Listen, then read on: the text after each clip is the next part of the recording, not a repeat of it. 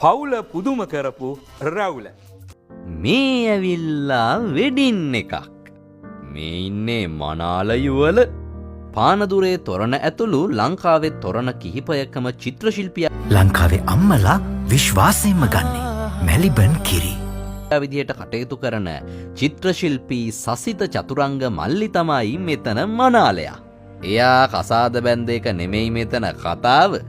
මෙහෙම හිටපු මනමාලයයි මනාලී එහෙම වෙද්දී මෙන්න බොලේ ටිකකින් මනමාලි වෙන මනමාලයෙක් එක්ක නටනවා.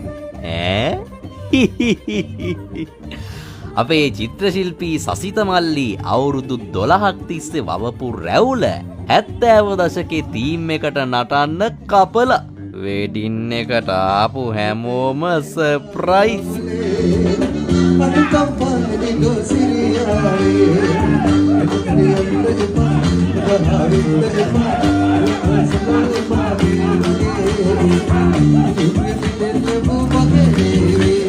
ඒ විතරක් නෙමෙයි පපරේ කණ්ඩායම එක්ක එකතු වෙලා පපරෙත් ගැහුවා.